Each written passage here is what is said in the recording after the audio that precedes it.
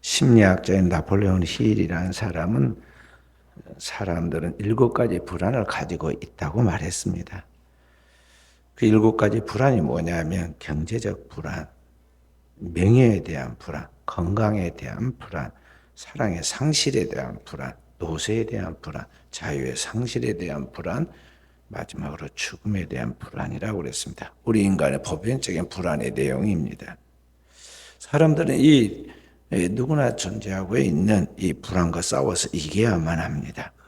인간이 태고부터 가진 이 존재의 불안의 문제를 사람이 싸워서 극복해 나가야 하는데, 사람들은 어느 순간에 이 불안에 완전히 사로잡히게 되고, 그리고 그 불안에 압도당해서 저항하지 못하는 것을 볼 수가 있습니다.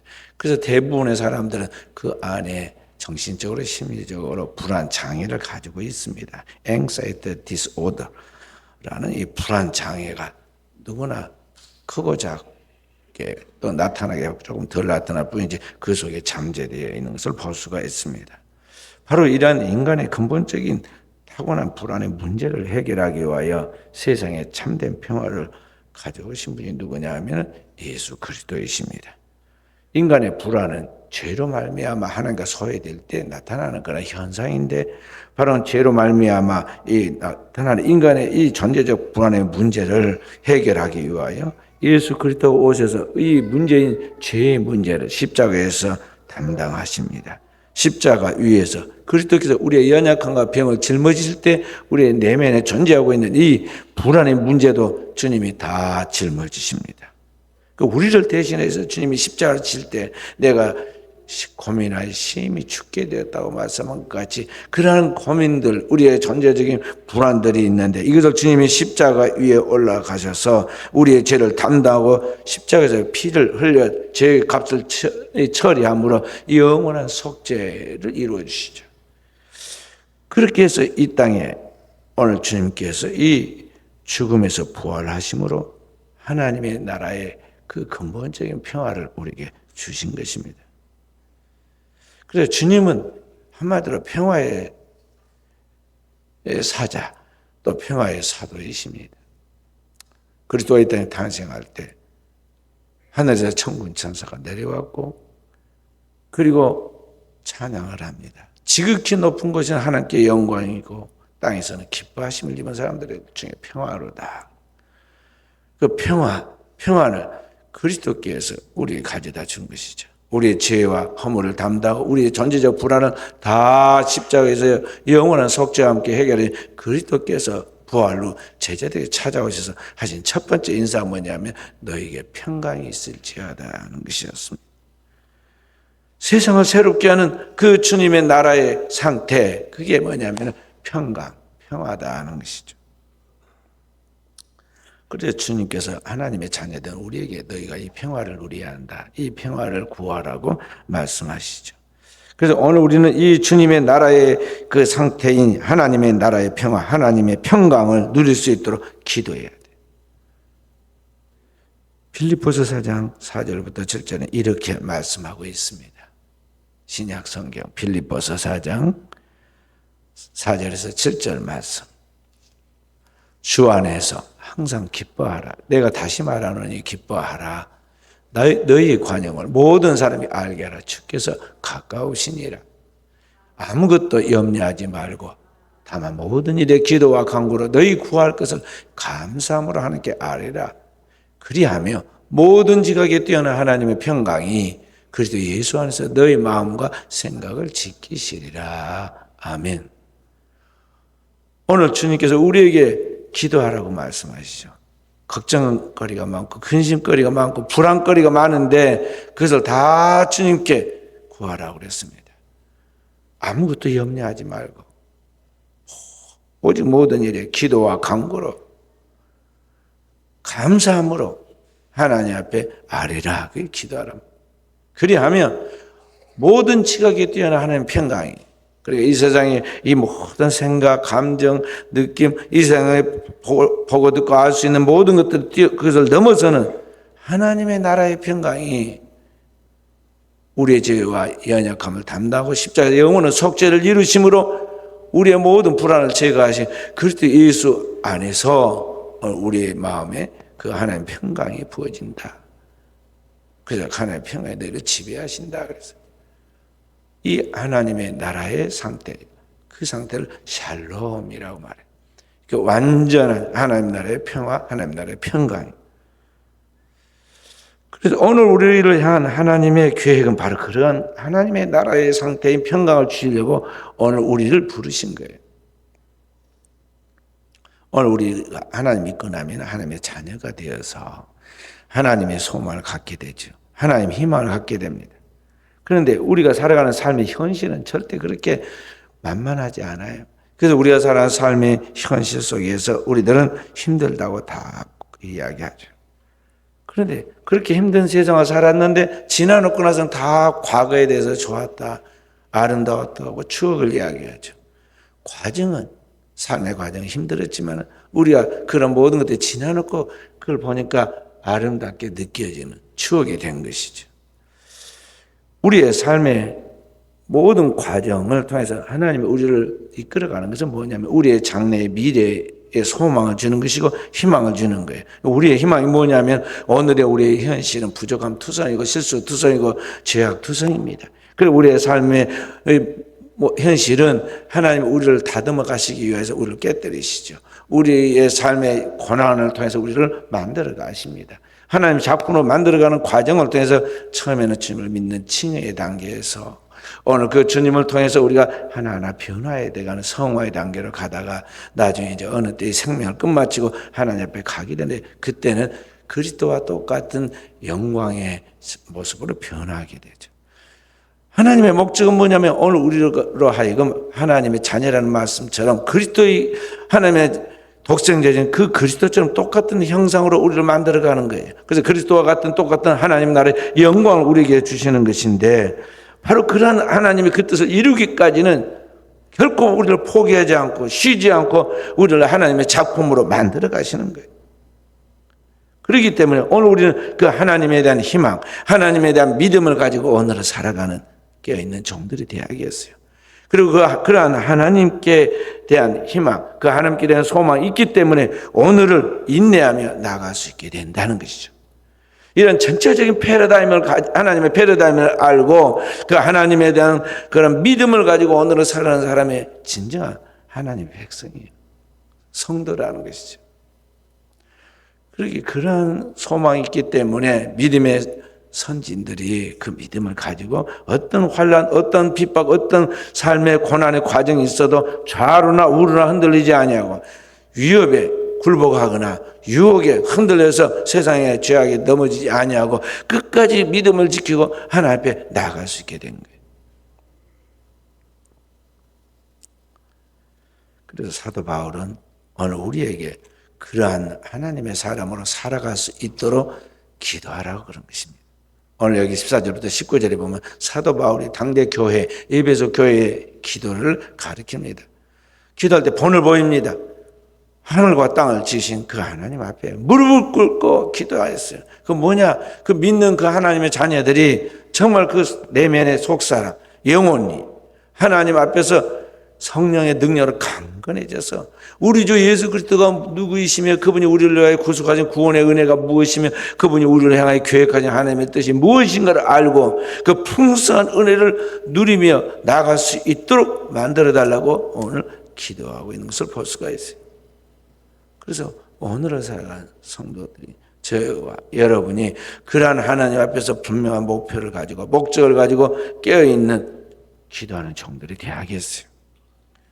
지금으로부터 75년 전에 우리나라가 일본의 지배를 받고 있을 때 이 민족의 독립을 위하여 기도하고 믿음의 본을 보였던 이 주기철 목사님이 계십니다. 당대 평양 산정교회를 심호하는 목사님이 있는데 원래 이분의 고향은 경남 진해고 이분이 여기 마산 경상남도 창원에 있는 마산의 문창교회를 심호하고 있었는데 청빙을 받아서 평양의 산정교회에 가서 사역을 하게 됩니다. 그런데 그 주기철 목사님이 확실한 신앙으로 복음을 전하고 특히 일제시대 때 우상을 숭배하지 못하도록 당대 일본의 신이 뭐냐면 야수꾼이라는 신 숭배하고 있었는데 그 우상을 우리가 숭배하지 안 해야 한다고 십계명을 가르치면서 믿음의 진리를 따라 살아가니까 일본 사람들이 너무 싫어했어요. 그래서 일본 경찰들이 이 목사님을 잡아다가 감옥에다가 가두고 그를 고문을 하죠. 또 다시 회유를 시키기도 합니다. 그런데 굴복하지 않고 끝까지 믿음을 지키죠. 그리고 그가 그 시대에 하나님 앞에 순교의 제물이 되어야겠다.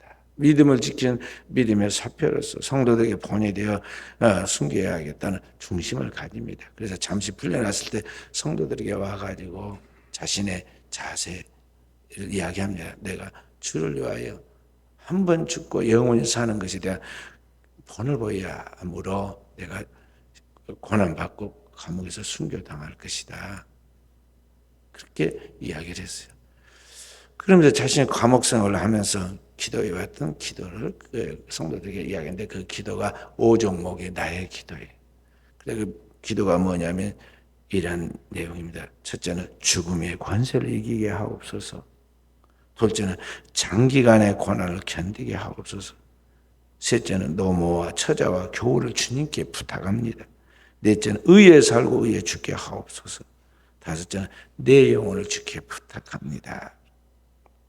그 시대에 자신의 사명을 하나님 앞에 감당하여 영광 돌리기 위하여 감옥 속에서 자신의 중심을 굳게 잡고 기도했어요.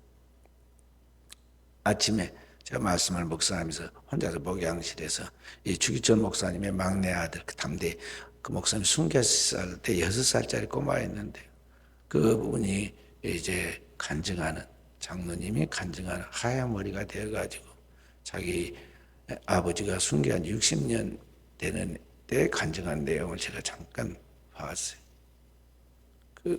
보는데 제 마음에 너무 아프고 눈시울이 젖어졌어요. 그 아버지 그 6살 꼬마가 뭘 하겠어요. 근데 고문받는 그런 장면을 보고는 너무 충격을 받아가지고 말을 잃어버렸어요. 그래서 실어증이 어렸을 때 걸렸어요.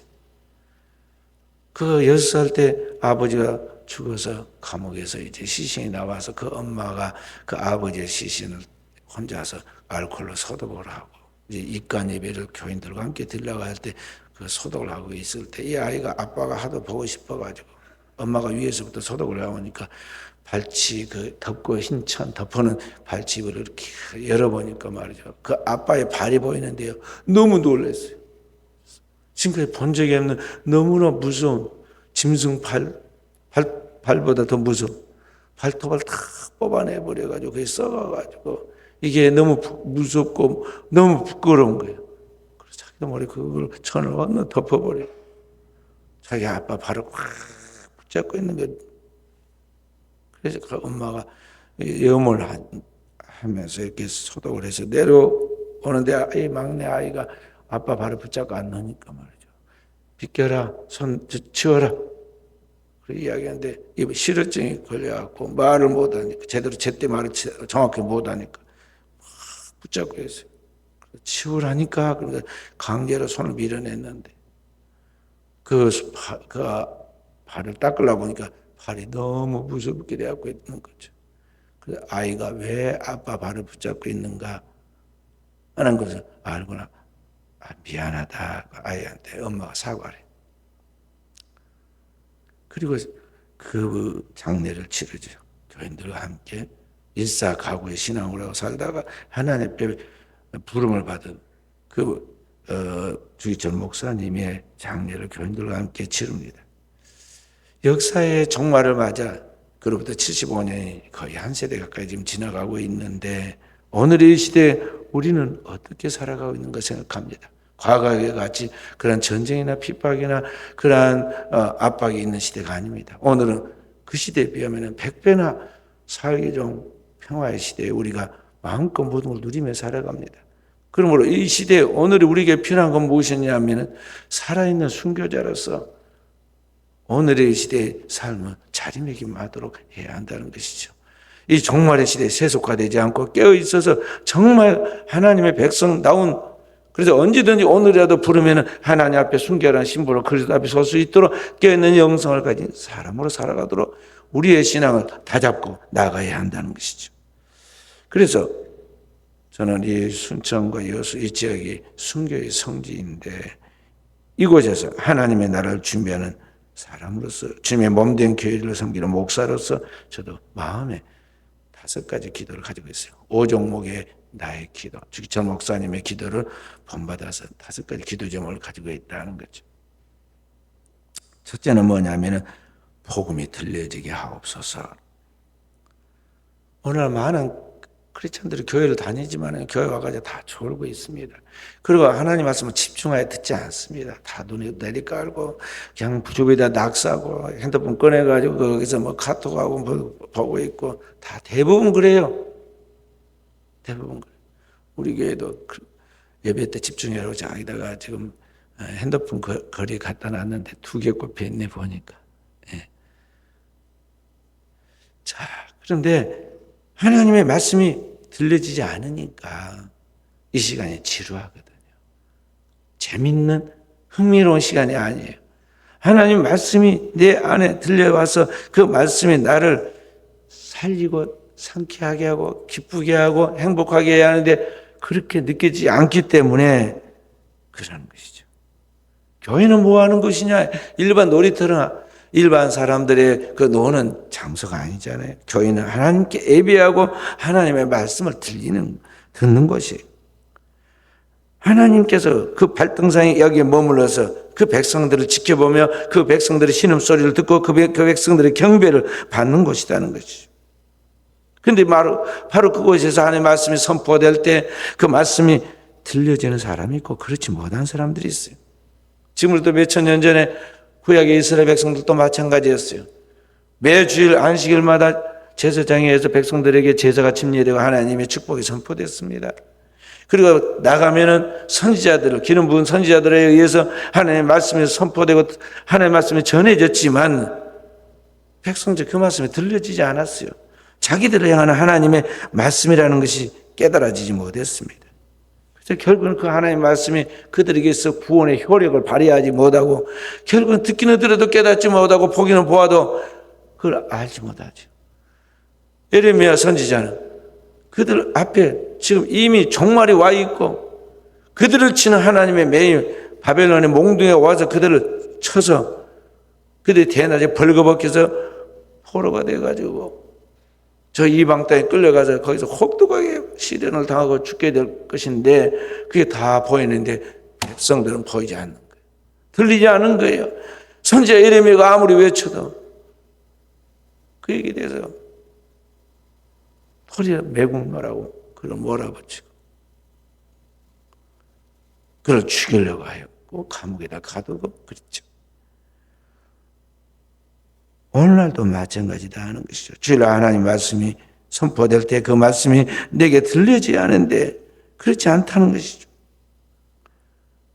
그래서 첫째는 우리 성도들에게 하나님 말씀이 들려지게 해 주십시오. 설교 말씀을 들을 때 내 안에 공감을 불러오고 그 말씀 속에 확신이 생기고 그 말씀에 대한 믿음이 오는 거죠. 이 말씀의 단순한 글이 아니라 그 말씀의 영원한 하나님의 말씀임을 믿어지는 단계에 오게 될 때 거기에서 이제 폭발력이 생기는 것입니다. 성경 보면 하나님의 말씀이 내게 꿀송이보다 더 달달한 시편의 노래가 나와요. 그렇게 느껴질 때가 와요. 어느 순간인가 내게서 가장 갈급하고 고통스러워해서 해결하지 못했던 것들이 그 한 말씀을 통해서 다 풀려나고 응답되고 치유되는 역사가 경험될 때 하나님의 말씀이 꿀송이처럼 내게 들려지기 시작하는 것입니다. 너희의 선하심을 맛보아 알지니라. 꿀송이를 맛보듯이 그런 체험들을 하게 된다는 것이죠. 그래서 그 하나님 말씀이 그 속에 들어가면 양약이 되고 그 하나님의 말씀이 우리를 취하는 양약이 되고 우리 속에 폭발적인 힘을 가져오는데 마치 독수리가 창공을 차고 나름같이 하나님의 말씀을 받은 그 사람이 영혼의 힘을 얻어서 세상을 이길 힘을 얻게 되고 어떤 불안한 요소 속에서도 그들 극복할 수 있는 능력을 얻어서 자기만이 아니라 가정을, 자기만이 아니라 주위의 사람들을, 자기만이 아니라 직장에 있는 동료들을 자기의 주변에 있는 모든 친구들을 다 주께로 이끌어 갈 수 있는 지도자로 도약하게 되는 것입니다. 그래서 저는 우리 사랑하는 성도들이 그렇게 하나님 앞에 설 수 있도록 첫째는 말씀이 들려지게 하옵소서 하고 기도하고 있는 것입니다. 사도 요한은 밤모섬이라는 영어로 하면 파트모스인데 이 성경에 밤모섬이라는 그 섬에 유배됐을 때 아무도 없고 혼자만 있습니다. 얼마나 고독하고 외로웠겠어요.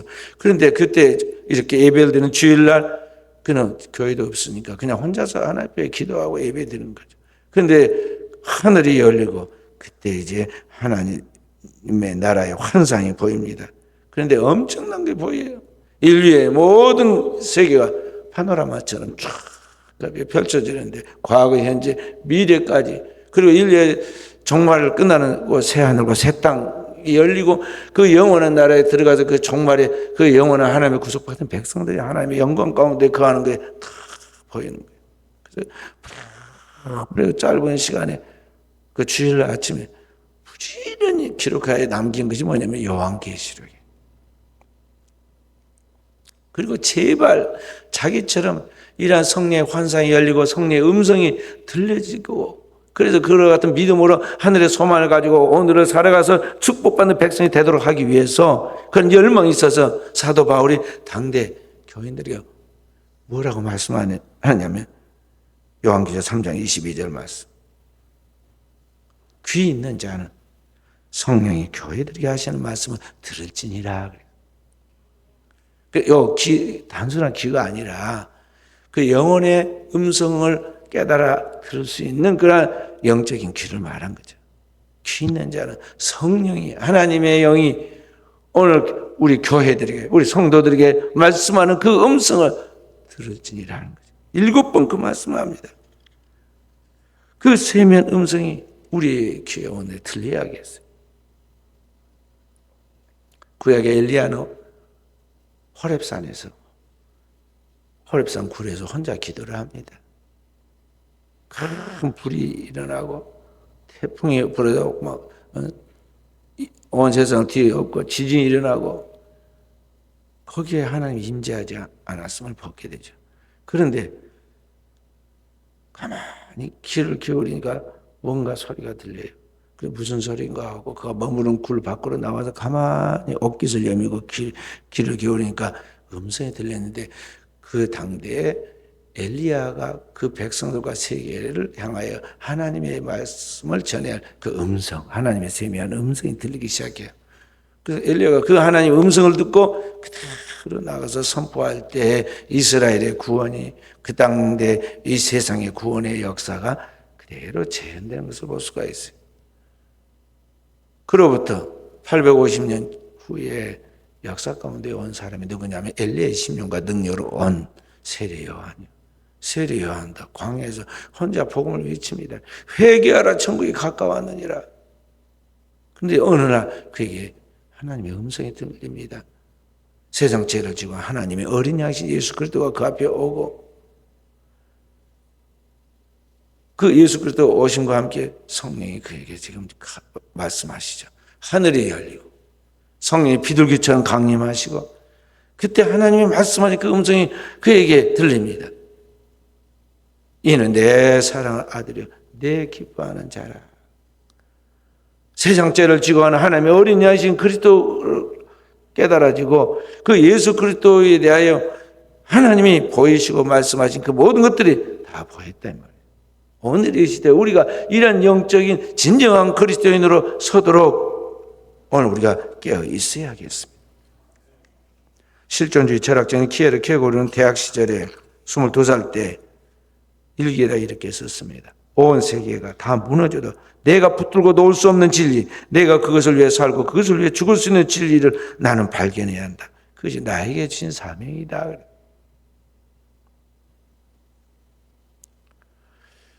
그러니까 오늘 우리가 신앙생활에 나갈 때 복음을 통해서 내게 들려지는 그 구원의 분명한 메시지를 찾아서 우리도 그 하나님께서 내게 주신 그 사명을 위하여 살아갈 수 있도록 그래서 하나님이 우리에게 주신 그 축복을 우리가 받고 그 축복을 유산으로 남길 수 있도록 오늘 깨어있는 종들이 되어야겠습니다. 두 번째는 하나님의 복음을 살아내게 하옵소서 하는 것입니다. 오늘 한국 교회가 세상의 빛과 소금이 되어야 하는데 그렇게 되지 못하고 있습니다. 그 이유는 뭐냐면은 오늘 성도인 우리가 하나님 말씀을 삶으로 살아내야 하는데 내 믿음이 삶으로 이어져서 그 선한 영향력이 세상에 나타날 수 있도록 하나님의 말씀을 내 삶으로 살아내야 하는데 이게 살아내지 못하고 있다는 거죠. 하나님의 말씀이 나를 지배하고 나를 통해서 세상 속에 선한 영향력을 나타내는데 그러지 못한다는 거죠. 2000년 전에 이 땅에 오신 하나님의 아들 예수 그리스도에 대하여 요한복음 1장 14절에 뭐라고 말씀하고 있느냐? 말씀이 육신이 되어 우리 가운데 거하심에, 이것을 영어로는 인카네이션이라고 하죠. 말씀이 영원하신 하나님, 그 하나님이 오늘 그 영원한 말씀으로 오늘 우리 가운데 오셨다는 것이죠. 성령으로 마리아의 몸에 잉태하신 그 그리스도는 말씀의 인격체가 되고 사자가 되어서 오늘 우리 가운데 오셨다는 것이죠. 그래서 예수 그리스도에게서 은혜와 진리가 흘러나왔고 은혜와 진리가 온 세상을 살리게 만든 거예요. 그와 같이 오늘 우리는 이 땅을 살아갈 때 하나님의 말씀의 인격체가 되어서 그 말씀이 우리의 삶을 지배하고 우리의 삶의 모든 부분에 그 영향을 미치지 않는데 하나님 말씀을 살아내지 못하고 있다는 거죠. 말씀 따로 내가 따로 노는 거죠. 그래서 대다수 교회 다니는 사람들이 몸은 교회에 와서 율법적으로 억지로 교회 신앙을 할 뿐이지 마음은 세상에 젖어 있어요. 그래서 교인들 데리고 이제 야유회 간다고 말이죠. 큰 대형차 몰고 같이 갑니다. 그러면은요 노래를 부르죠. 대다수 노래 한 곡씩 갈 길이 머니까 한 곡씩 불러라고 그러면요 노래가 나오는데 다 대다수 뭔 노래가 나와요? 자기들이 좋아하는 18번지 유행곡들이 하나씩 다 가져 나옵니다. 그게 젖어 살았고 그게 익숙해. 저도 가끔은 그런 노래 옛날에 제가 기타 치면서 불렀던 그런 노래들이 아직도 남아 있어서 가끔 부를 때도 있어요. 자, 그런데 오늘 우리 대부분의 사람들이 그렇다는 것이죠. 교회를 다니지만 그 교회를 다니는 목적이 하나님 나라와 그 영광을 위한 것이 아니라 자기 만족과 교회를 다니면서 자기의 어떤 유익이 있다는 그 이익을 무대로 삼고 출애굽하는 사람들이 많다 그런 말이죠. 진짜 하나님 앞에서 깨져가지고 하나님 말씀을 그의 삶을 통해서 풀어내고 살아내는 사람들이 그리 많지 않아요. 우리 한국 초대교회 유명한 전도 목사님 최봉석 목사님이 있습니다. 그분이 전도한 무대가 이게 평양에 있는데 길선주 목사님이 늘 그를 보호해 줬어요. 그래서 최봉석 목사가 없으면은 평양이 망한다. 그렇게 말하면서 보호를 해줬습니다. 그래서 이 최봉석 목사님은 아침 4시만 되면 일어나 나가서 예수 찬다, 불신족 그리고 막 외치고 다녔어요. 그러니까 그분이 일어나서 이제 예수 천당 외치면 그 시간 4시인 줄 알아야 돼. 그 시간 다 새벽기도 가고. 그런데 그분이 어떻게 길에서 전도를 다니는데 안 믿는 사람만 길에 다니겠어요?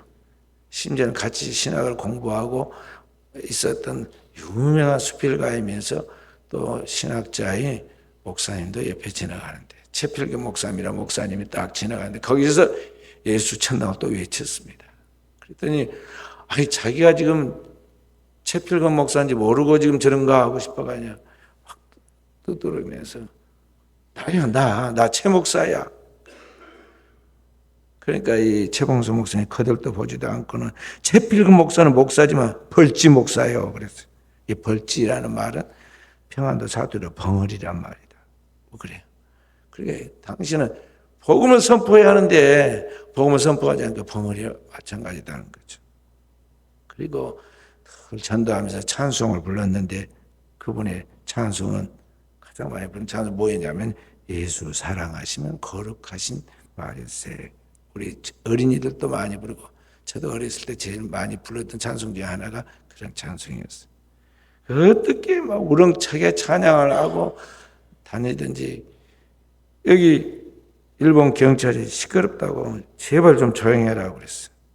그러니까 경찰한테도 이야기를 합니다. 자동차는 뿡뿡 소리를 내는데 시끄럽지 않고 내가 찬송 부르는 소리는 시끄럽다고 하고 이야기를 하니까 조용하라고 하는데 무서워하지도 않고 계속 찬양 부르니까 말이에요. 그래서 잡아다 경찰서에 집어넣어 버렸어요. 그리고 조사를 합니다. 좀 비정상인지 알고 그런 거죠. 그러니까 차분하게 이야기합니다. 당신들도 교통사고 막으려고 뿡뿡거리는 그 자동차 소리 막지 않고 그냥 놔두지 않느냐. 나도 지옥 갈 사람들 지옥 가면 안 되기 때문에 그 영혼 구원하기 위해서 지금 찬송을 부르는 것이다. 그 이야기하니까 목사가 지옥 가지 않도록 사람들 깨우려고 찬송 부른다. 자동차 사고 안 나려고 빵빵거린다. 그럴듯하네. 그리고 말이죠. 경찰들이 풀어줬다. 그러니까 우리의 삶으로 그리스도의 그러한 삶을 우리의 삶으로 재현시켜서 나가야 한다는 것이죠.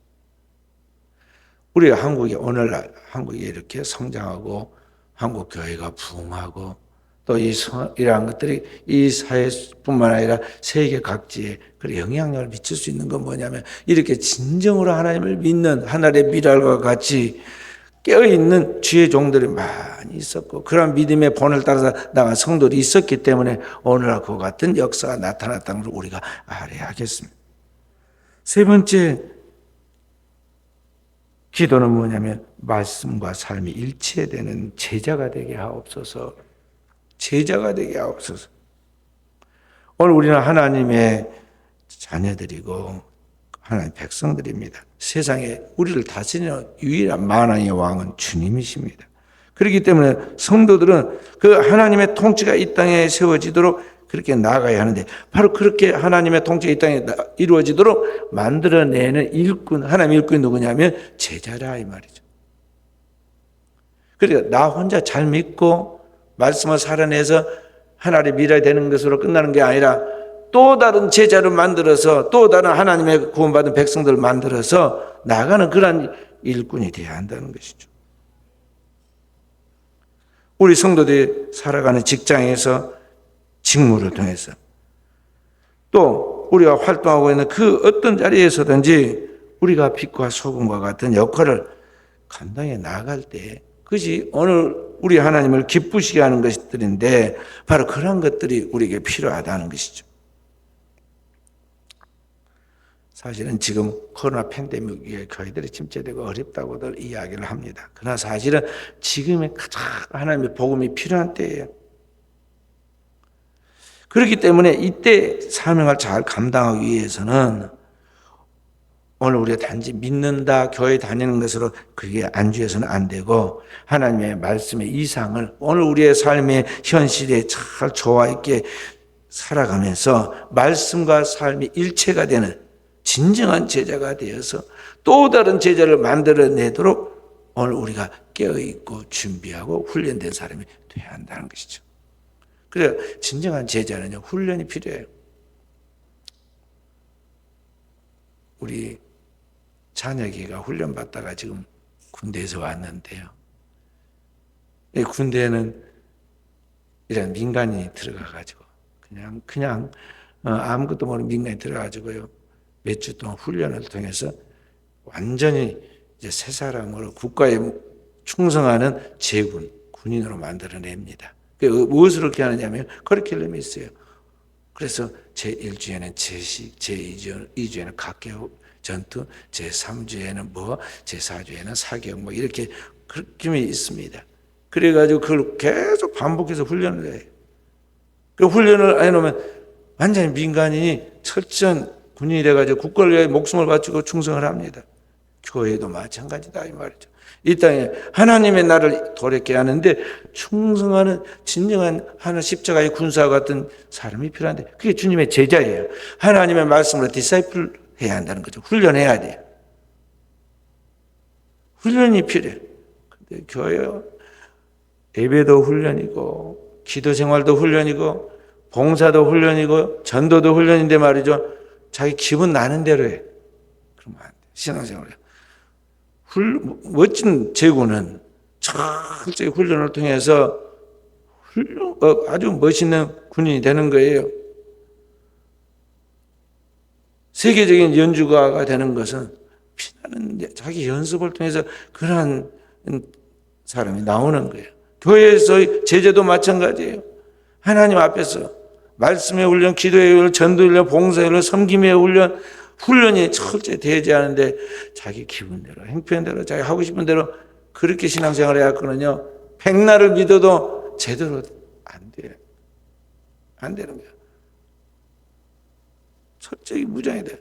우리가 먹지 않으면 죽는 그 밥알, 쌀 한 톨도 그 곡식 하나가 배달 하나를 심어가지고 100일 동안 돌봐야 돼. 하루도 쉬지 않고 농부가 계속 가지고 풀 뽑고 거름 주고 거기에 주변에 잡초 났는가 피 뽑고 물이 덜 들어가는가 물 대고 말이죠. 돌봐가지고 그 곡식이 나와서 우리 입에 들어가고 우리가 먹고 생명을 얻는 것이지 가만히 있는데 어느 날 하늘에서 쌀이 툭툭툭 떨어져 가지고 말이에요. 우리가 주워 모아서 밥 먹고 사는 게 아니에요. 오늘 우리가 하나님의 나라를 이 땅에 도래케 하는 그 하나님의 주인공, 나라의 주인공들로서 우리가 진정한 제자가 돼야 돼요. 훈련을 통해서. 그리고 또 다른 영혼을 주님께로 인도하여 그 영혼들을 진정한 제자로 만드는 게 오늘 우리의 주어진 이 땅에 살아가는 생존의 목적이고 사명이다 이 말이죠. 그런 진정한 제자가 되게 해달라고, 나오게 해달라고 기도한다는 것이죠. 네 번째는 이 세상에 빛과 소금으로 그리스도의 선한 영향력을 나타내게 하옵소서. 삶의 자리에서 오늘 우리는 주님이 너희는 세상의 빛이 되어라, 세상의 소금이 되어라 그랬어요. 그런 선한 영향력을 나타내는 종들이 되도록 기도하고 있는 것입니다. 미국에 유명한 세들백 교회라는 교회가 있는데 닉 웨런이라는 목사님이 심우했습니다. 그분이 뭐라고 말했냐면 이 땅에는 두 종류의 크리스찬이 있다. 하나는 월드리 크리스찬, 하나는 월드 클래스 크리스찬이라고 그랬어요. 여기 월드리 크리스찬이란 말은 말이죠. 세속적인 기독교인. 월드 클래스 크리스찬이란 말은 뭐냐면 세계적인 기독교인이라는 거죠. 그러니까 오늘날 교회를 다녀도 자기 욕심만 채우고 자기 중심적으로 생활하고 그렇게 신앙생활을 하는 사람들, 그 사람은 예수를 믿고 구원을 받기는 받았지만은 아직 신앙이 확실하게 변화되지 않았기 때문에 항상 자기 좋아하는 것만 합니다. 복 받는 걸 좋아하는데 하나님의 교회에서 전도하고 선교하고 그런 데는 관심이 없어요. 기도는 하는데 기도의 내용이 전부 다 자기에게 필요한 것만 자기 축복해 달라고 기도하지 정말 주님의 지상 명령을 감당하기 위해서 하나님의 나라와 의가 이루어지도록 기도하지 않는다는 거죠. 반면에 세계적인 크리스찬은 뭐냐면 하나님이 나를 부르셔서 구원하신 그 은혜를 알고 하나님의 영광을 위하여 살아가는 사명을 따라 살아가면서 그의 삶의 목적과 모든 것을 올인한다는 거죠. 하나님의 뜻이 이루어지도록 기도하며 나간다는 것입니다. 그렇게 세계적인 크리스찬들, 그런 사명을 따라 살아가는 사람들은 그 열정이 다른 사람들을 감화시키고 감동시키고 변화시킵니다. 한마디로 전염시켜요.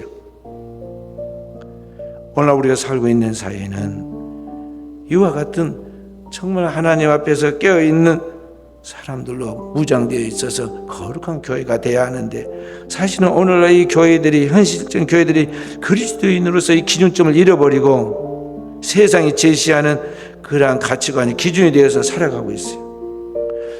그리스도인들이 세상에 빛과 소금으로서의 영향력을 끼쳐야 돼요. 빛의 영향력, 밝음, 소금의 영향력, 세상의 부패를 방지하고 맛을 내는 그런 것 같이 오늘 그리스도인들이 가는 곳에는 뭔가 생명력 있고 희망이 있고 그 구원의 역사가 나타나서 세상을 달라지게 해야 하는데 오늘날 이 세상 속에 사는 사람들이 그렇지 못하다는 거죠.